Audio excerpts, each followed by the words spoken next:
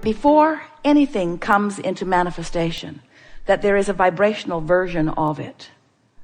And some of you have been thinking about that vibrational version. We don't want you to consider too much this vibrational buffet. We want you to trust that all things are possible, and then we want you to tune your frequency to the one that will yield you the things that you want.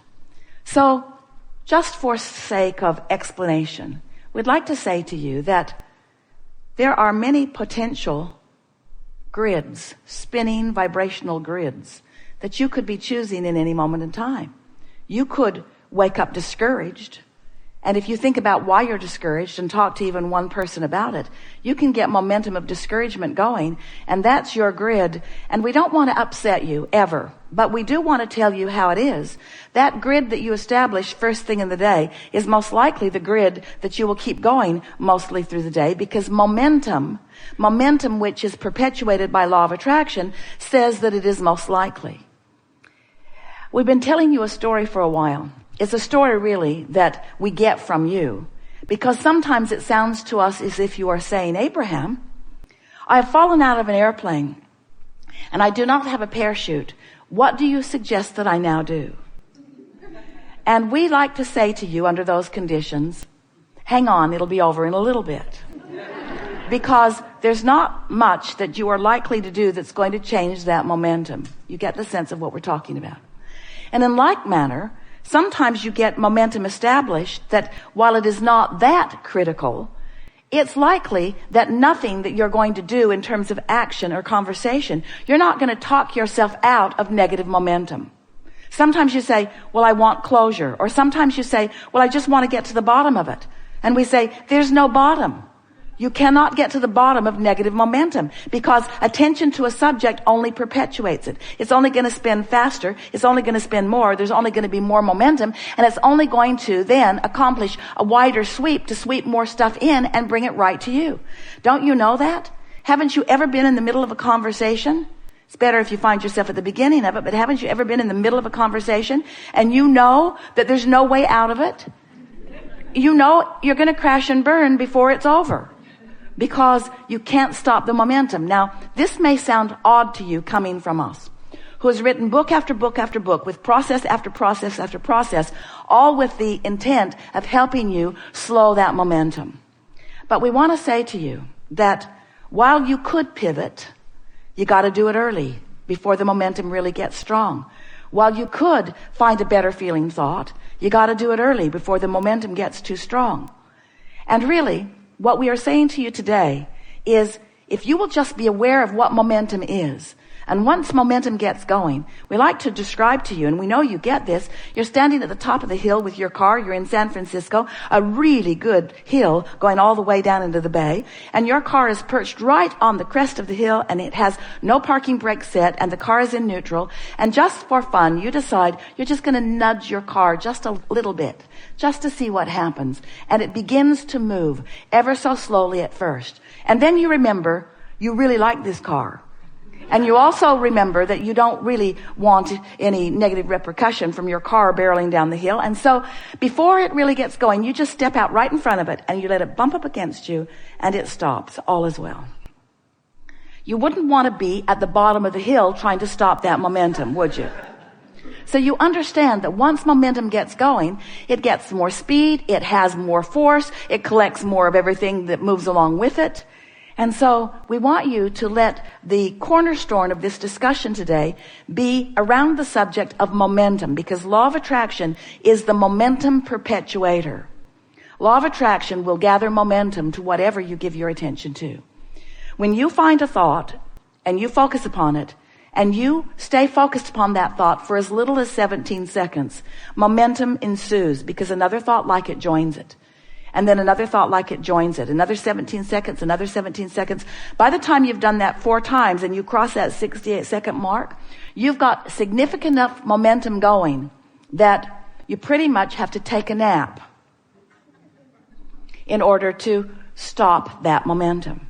So when we say to you, it's a good idea to get out ahead of manifestation, what we're really talking about is deciding how you want to feel first, earlier in the day. It's like seeing those discs stacked up, those spinning discs, depression, fear, anger, frustration, overwhelmment, hopefulness, eagerness, passion, love. And if you could just see them stacked up, and early in the day, before any other momentum has been established within you, decide that you want to jump on this disc, and jump on that high-flying disc, and set forth a thought, a pure thought that has no resistance in it. You'll have to feel around till you find them, because it really is a personal thing. If you can maintain that thought for as little as 17 seconds, it is our promise to you, momentum will take you from there. And another 17 and another 17. If you can pick your disc early in the day, then you have a very good chance this day of making it through breakfast. Feeling better. Now, you might not make it all the way to breakfast. You might not make it all the way through breakfast, because the fact of it is you've got other momentums going, and there are trigger points all around your life that are going to activate them. But if every morning for just a little while you wake up intent on finding that good feeling disc and managing to accomplish it, and then allowing that momentum to ensue, what you're going to begin to discover is the momentum on those other discs will peter out. Because the only thing that keeps them spinning, it really is like that plate spinning act, where the genius throws the plates up into the air and keeps them going, and he keeps them going, and he keeps them going. Have you seen him? He runs down there and keeps that going, and he runs down there and keeps that going. It's only his attention to them that keeps them going. And the same is true of your discs. It's only your attention to them that keeps them going. And there are a whole lot of discs on your spinning disc act that you would be well to let go for lack of attention. Just let them fall from your experience, and just keep the ones going that you want to keep going, because you have a vortex version of so many wonderful things. And as you accomplish a vibrational pattern or habit that equals them, then all kinds of manifestations, starting with a great idea. A great idea is a manifestation. An impulse is a manifestation. That feeling to go into that restaurant, and then a conscious thought, no, that's not the right one for me. And then the feeling being there stronger. Those are impulses. Those are inspirations. That is momentum that is offered from your broader perspective, that when you are in the vicinity of them, in time, if you play this game just a little while of selecting your disc early on, you'll begin to notice that all things that matter to you will begin flowing into your experience in a much more satisfying and fulfilling way. So then, Abraham, what do we do with all of those other processes? What's the point? Should I be trying at all? And we say, if you will just let your dominant intent for a little while be, I'm going to do everything I can to allow good feeling momentum to increase, and everything I can to let the not good feeling momentum dissipate. In other words, just don't continue to throw gasoline on the fires that you don't want to keep going.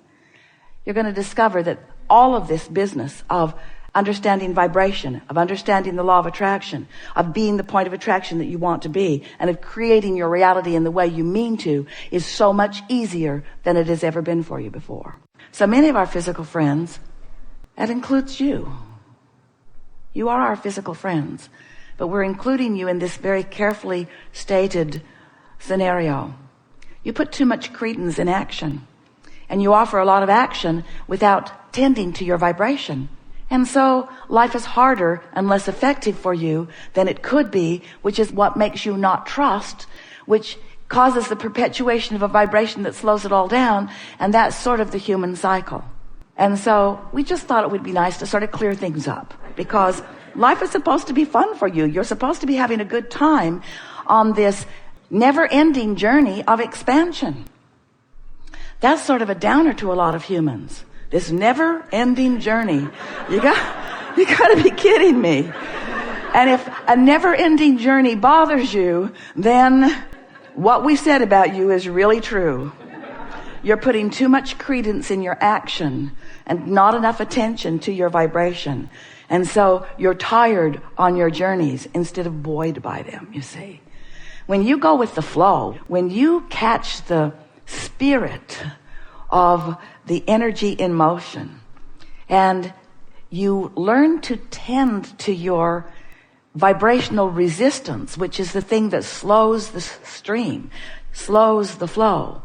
When you get just those things clear in your mind, and you get better at slowing negative momentum and better at encouraging positive momentum, then you feel eager about life. Then all things feel possible. Then nothing ever worries you. Then you spend your time like you do at most buffets, just choosing what pleases you most rather than petitioning to get the stuff you don't want thrown out. You see. You don't do that, do you? I hate that stuff. I've always hated that stuff, and it's been here every Saturday. Who likes this stuff? I'm going to start a movement. I'm going to get this off the buffet, because someone might eat it next to me.